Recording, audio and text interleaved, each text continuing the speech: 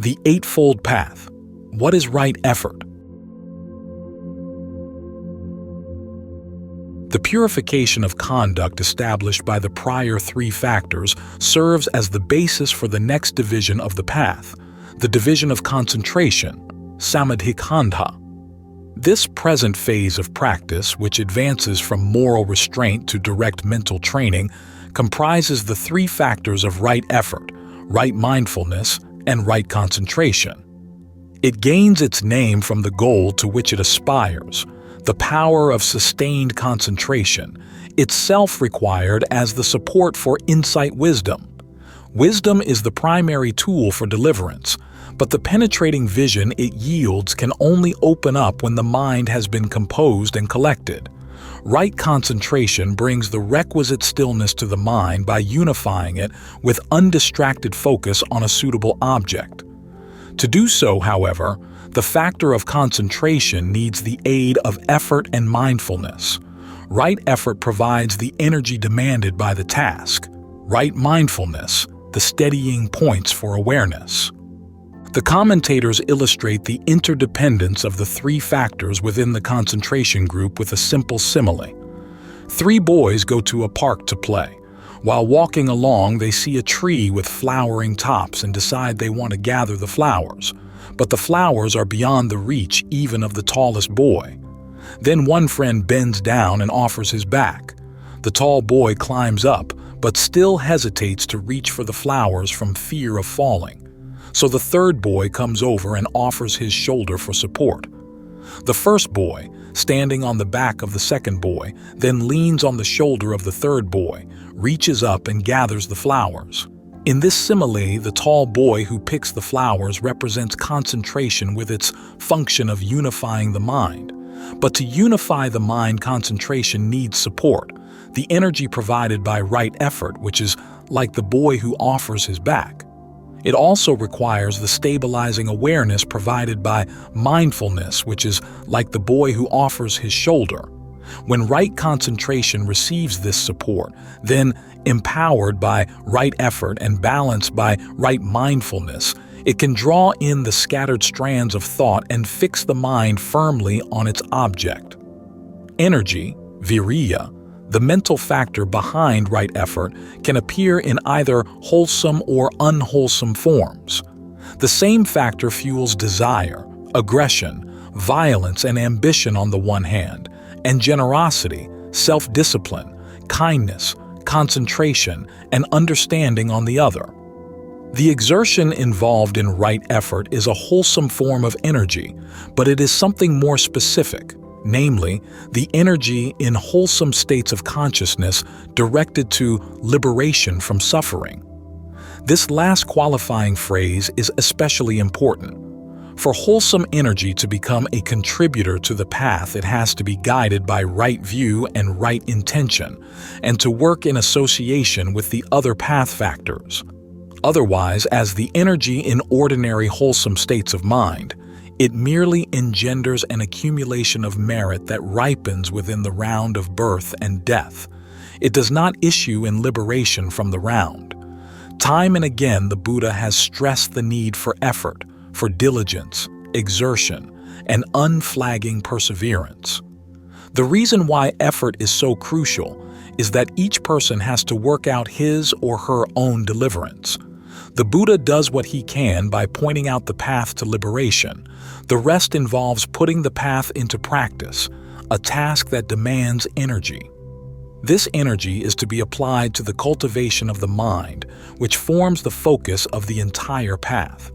The starting point is the defiled mind, afflicted and deluded. The goal is the liberated mind, purified and illuminated by wisdom. What comes in between is the unremitting effort to transform the defiled mind into the liberated mind. The work of self-cultivation is not easy. There is no one who can do it for us but ourselves, but it is not impossible. The Buddha himself and his accomplished disciples provide the living proof that the task is not beyond our reach. They assure us, too, that anyone who follows the path can accomplish the same goal. But what is needed is effort. the work of practice taken up with the determination. I shall not give up my efforts until I have attained whatever is attainable by manly perseverance, energy, and endeavor. The nature of the mental process affects a division of right effort into 4 great endeavors. 1. To prevent the arising of unarisen unwholesome states. 2. To abandon unwholesome states that have already arisen. 3. To arouse wholesome states that have not yet arisen. 4. To maintain and perfect wholesome states already arisen. The unwholesome states, akusala dhamma, are the defilements and the thoughts, emotions, and intentions derived from them, whether breaking forth into action or remaining confined within.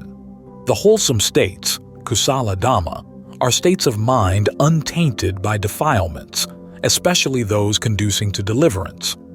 Each of the 2 kinds of mental states imposes a double task. The unwholesome side requires that the defilements lying dormant be prevented from erupting, and that the active defilements already present be expelled. The wholesome side requires that the undeveloped liberating factors first be brought into being, then persistently develop to the point of full maturity. Now we will examine each of these 4 divisions of right effort, giving special attention to their most fertile field of application, the cultivation of the mind through meditation. 1. To prevent the arising of unarisen unwholesome states. Herein the disciple rouses his will to avoid the arising of evil, unwholesome states that have not yet arisen, and he makes effort, stirs up his energy, exerts his mind, and strives. The first side of right effort aims at overcoming unwholesome states, states of mind tainted by defilements. Insofar as they impede concentration, the defilements are usually presented in a 5-fold set called the 5 hindrances: pankinivarana, sensual desire, ill will, dullness and drowsiness, restlessness and worry, and doubt. They receive the name hindrances because they block the path to liberation. They grow up and over the mind, preventing calm and insight, the primary instruments for progress. The first 2 hindrances, sensual desire and ill will, are the strongest of the set, the most formidable barriers to meditative growth, representing, respectively, the unwholesome roots of greed and aversion. The other 3 hindrances, less toxic but still obstructive, are offshoots of delusion, usually in association with other defilements. Sensual desire is interpreted in 2 ways. Sometimes it is understood in a narrow sense as lust for the 5 strands of sense pleasure, that is, agreeable sights, sounds, smells, tastes, and touches. Sometimes a broader interpretation is given, by which the term becomes inclusive of craving in all its modes, whether for sense pleasures, wealth, power, position, fame, or anything else it can settle upon.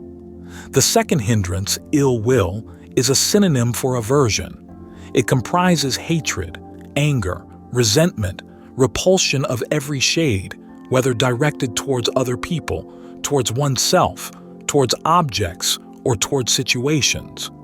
The third hindrance, dullness and drowsiness, is a compound of 2 factors linked together by their common feature of mental unwieldiness.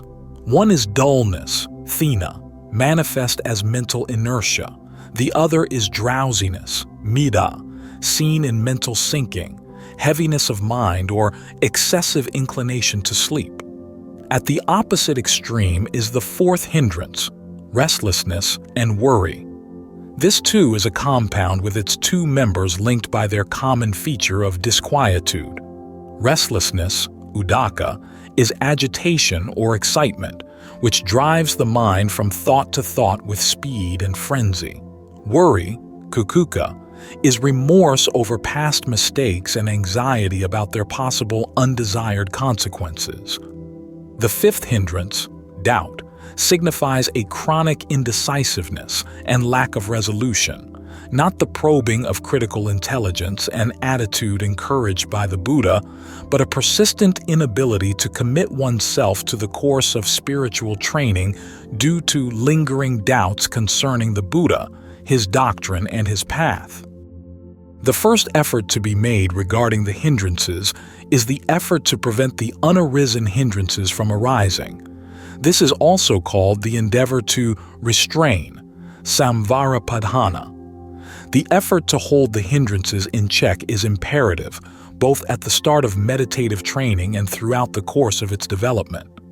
For when the hindrances arise, they disperse attention and darken the quality of awareness, to the detriment of calm and clarity. The hindrances do not come from outside the mind, but from within. They appear through the activation of certain tendencies constantly lying dormant in the deep recesses of the mental continuum, awaiting the opportunity to surface. Generally, what sparks the hindrances into activity is the input afforded by sense experience. The physical organism is equipped with 5 sense faculties, each receptive to its own specific kind of data: the eye to forms, the ear to sounds, the nose to smells, the tongue to tastes, the body to tangibles. Sense objects continuously impinge on the senses, which relay the information they receive to the mind, where it is processed, evaluated, and accorded an appropriate response.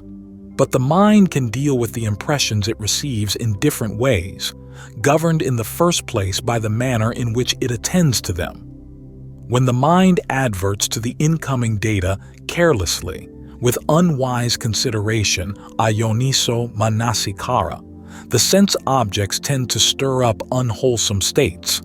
They do this either directly, through their immediate impact, or else indirectly by depositing memory traces which later may swell up as the objects of defiled thoughts, images, and fantasies.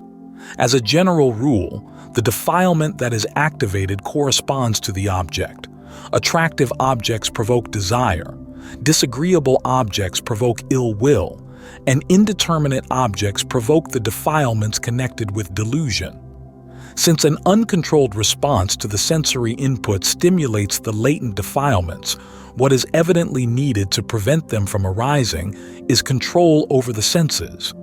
Thus, the Buddha teaches, as the discipline for keeping the hindrances in check, an exercise called the restraint of the sense faculties, indriya samvara.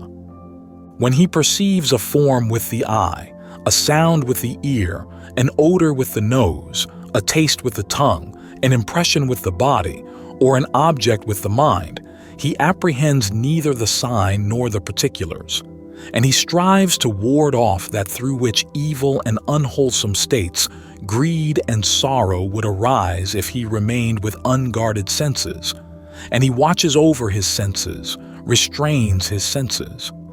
Restraint of the senses does not mean denial of the senses, retreating into a total withdrawal from the sensory world.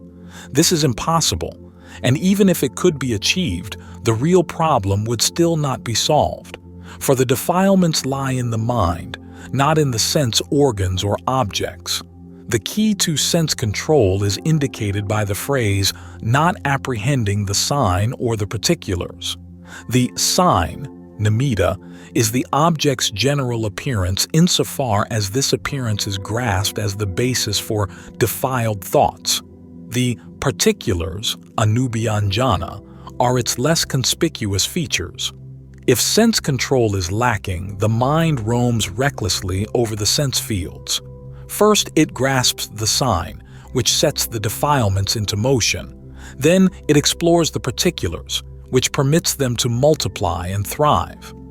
To restrain the senses requires that mindfulness and clear understanding be applied to the encounter with the sense fields. Sense consciousness occurs in a series, as a sequence of momentary cognitive acts, each having its own special task. The initial stages in the series occur as automatic functions. First, the mind adverts to the object, then apprehends it, then admits the percept, examines it, and identifies it. Immediately following the identification, a space opens up in which there occurs a free evaluation of the object, leading to the choice of a response. When mindfulness is absent, the latent defilements, pushing for an opportunity to emerge, will motivate a wrong consideration. One will grasp the sign of the object, explore its details, and thereby give the defilements their opportunity. On account of greed, one will become fascinated by an agreeable object. On account of aversion, one will be repelled by a disagreeable object. But when one applies mindfulness to the sensory encounter, one nips the cognitive process in the bud before it can evolve into the stages that stimulate the dormant taints. Mindfulness holds the hindrances in check by keeping the mind at the level of what is sensed. It rivets awareness on the given, preventing the mind from embellishing the datum with ideas born of greed, aversion, and delusion. Then, with this lucent awareness as a guide, the mind can proceed to comprehend the object as it is, without being led astray. 2. To abandon the arisen unwholesome states. Herein, the disciple rouses his will to overcome the evil, unwholesome states that have already arisen, and he makes effort, stirs up his energy, exerts his mind, and strives. Despite the effort at sense control, the defilements may still surface. They swell up from the depths of the mental continuum, from the buried strata of past accumulations, to congeal into unwholesome thoughts and emotions. When this happens, a new kind of effort becomes necessary, the effort to abandon arisen unwholesome states, called for short the endeavor to abandon, pahanapadhana. He does not retain any thought of sensual lust, ill will, or harmfulness, or any other evil and unwholesome states that may have arisen. He abandons them, dispels them, destroys them, causes them to disappear. Just as a skilled physician has different medicines for different ailments, so the Buddha has different antidotes for the different hindrances, some equally applicable to all, some geared to a particular hindrance. In an important discourse, the Buddha explains 5 techniques for expelling distracting thoughts. The first is to expel the defiled thought with a wholesome thought, which is its exact opposite, analogous to the way a carpenter might use a new peg to drive out an old one. For each of the 5 hindrances, there is a specific remedy, a line of meditation designed expressly to deflate it and destroy it. This remedy can be applied intermittently, when a hindrance springs up and disrupts meditation on the primary subject, or it can be taken as a primary subject itself, used to counter a defilement repeatedly seen to be a persistent obstacle to one's practice. But for the antidote to become effective in the first role, as a temporary expedient required by the upsurge of a hindrance, it is best to gain some familiarity with it by making it a primary object, at least for short periods. For desire, a remedy of general application is the meditation on impermanence, which knocks away the underlying prop of clinging, the implicit assumption that the objects clung to are stable and durable. For desire in the specific form of sensual lust, the most potent antidote is the contemplation of the unattractive nature of the body, to be dealt with at greater length in the next chapter. Ill will meets its proper remedy in the meditation on loving kindness, metta, which banishes all traces of hatred and anger through the methodical radiation of the altruistic wish that all beings be well and happy. The dispelling of dullness and drowsiness calls for a special effort to arouse energy, for which several methods are suggested. The visualization of a brilliant ball of light, getting up and doing a period of brisk walking meditation, reflection on death, or simply making a firm determination to continue striving. Restlessness and worry are most effectively countered by turning the mind to a simple object that tends to calm it down. The method usually recommended is mindfulness of breathing, attention to the in and out flow of the breath. In the case of doubt, the special remedy is investigation, to make inquiries, ask questions, and study the teachings until the obscure points become clear. Whereas this first of the 5 methods for expelling the hindrances involves a one-to-one alignment between a hindrance and its remedy, the other 4 utilize general approaches. The second marshals the forces of shame, hiri, and moral dread, otapa, to abandon the unwanted thought. One reflects on the thought as vile and ignoble or considers its undesirable consequences until an inner revulsion sets in which drives the thought away. The third method involves a deliberate diversion of attention. When an unwholesome thought arises and clamors to be noticed, instead of indulging it, one simply shuts it out by redirecting one's attention elsewhere, as if closing one's eyes or looking away to avoid an unpleasant sight. The fourth method uses the opposite approach.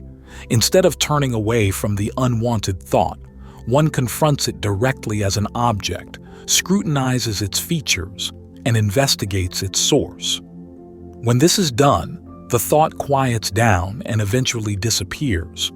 For an unwholesome thought is like a thief. It only creates trouble when its operation is concealed, but put under observation it becomes tame. The fifth method, to be used only as a last resort, is suppression, vigorously restraining the unwholesome thought with the power of the will in the way a strong man might throw a weaker man to the ground and keep him pinned there with his weight. By applying these 5 methods with skill and discretion, the Buddha says, one becomes a master of all the pathways of thought. One is no longer the subject of the mind, but its master. Whatever thought one wants to think, that one will think. Whatever thought one does not want to think, that one will not think. Even if unwholesome thoughts occasionally arise, one can dispel them immediately, just as quickly as a red-hot pan will turn to steam a few chance drops of water. 3. To arouse unarisen wholesome states. Herein the disciple rouses his will to arouse wholesome states that have not yet arisen, and he makes effort, stirs up his energy, exerts his mind, and strives. Simultaneously with the removal of defilements, right effort also imposes the task of cultivating wholesome states of mind. This involves 2 divisions: the arousing of wholesome states not yet arisen, and the maturation of wholesome states already arisen. The first of the 2 divisions is also known as the endeavor to develop, bhavanapadhana. Though the wholesome states to be developed can be grouped in various ways: serenity and insight, the 4 foundations of mindfulness, the 8 factors of the path, etc. The Buddha lays special stress on a set called the 7 factors of enlightenment, samadhikkhandha, mindfulness, investigation of phenomena, energy, rapture, tranquility, concentration, and equanimity. Thus he develops the factors of enlightenment based on solitude, on detachment, on cessation, and ending in deliverance, namely, the enlightenment factors of mindfulness, investigation of phenomena, energy, rapture, tranquility, concentration, and equanimity. The 7 states are grouped together as enlightenment factors both because they lead to enlightenment and because they constitute enlightenment. In the preliminary stages of the path, they prepare the way for the great realization. In the end, they remain as its components. The experience of enlightenment, perfect and complete understanding, is just these 7 components working in unison to break all shackles and bring final release from sorrow. The way to enlightenment starts with mindfulness.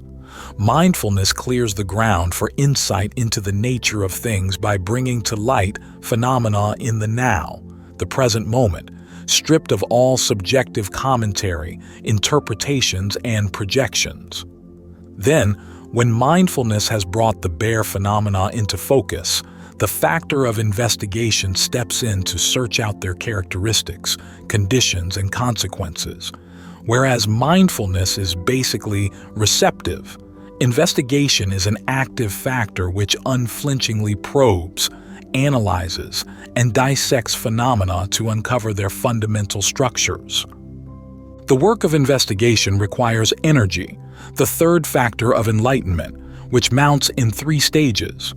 The first, inceptive energy, shakes off lethargy and arouses initial enthusiasm. As the work of contemplation advances, energy gathers momentum and enters the second stage, perseverance, wherein it propels the practice without slackening. Finally, at the peak, energy reaches the third stage, invincibility, where it drives contemplation forward, leaving the hindrances powerless to stop it. As energy increases, the fourth factor of enlightenment is quickened. This is rapture, a pleasurable interest in the object. Rapture gradually builds up, ascending to ecstatic heights. Waves of bliss run through the body, the mind glows with joy, fervor, and confidence intensify. But these experiences, as encouraging as they are, still contain a flaw. They create an excitation verging on restlessness. With further practice, however, rapture subsides and a tone of quietness sets in signaling the rise of the fifth factor, tranquility. Rapture remains present, but it is now subdued, and the work of contemplation proceeds with self-possessed serenity. Tranquility brings to ripeness concentration, the sixth factor, one-pointed unification of mind. Then, with the deepening of concentration, the last enlightenment factor comes into dominance. This is equanimity, inward poise and balance free from the 2 defects of excitement and inertia. When inertia prevails, energy must be aroused. When excitement prevails, it is necessary to exercise restraint. But when both defects have been vanquished, the practice can unfold evenly without need for concern. The mind of equanimity is compared to the driver of a chariot when the horses are moving at a steady pace. He neither has to urge them forward nor to hold them back, but can just sit comfortably and watch the scenery go by. Equanimity has the same on-looking quality. When the other factors are balanced, the mind remains poised watching the play of phenomena. 4. To maintain arisen wholesome states. Herein, the disciple rouses his will to maintain the wholesome things that have already arisen, and not to allow them to disappear, but to bring them to growth, to maturity, and to the full perfection of development. And he makes effort, stirs up his energy, exerts his mind, and strives. This last of the 4 right efforts aims at maintaining the arisen wholesome factors and bringing them to maturity. Called the endeavor to maintain, anurakkanapadana, it is explained as the effort to keep firmly in the mind a favorable object of concentration that has arisen. The work of guarding the object causes the 7 enlightenment factors to gain stability and gradually increase in strength until they issue in the liberating realization. This marks the culmination of right effort, the goal in which the countless individual acts of exertion finally reach fulfillment.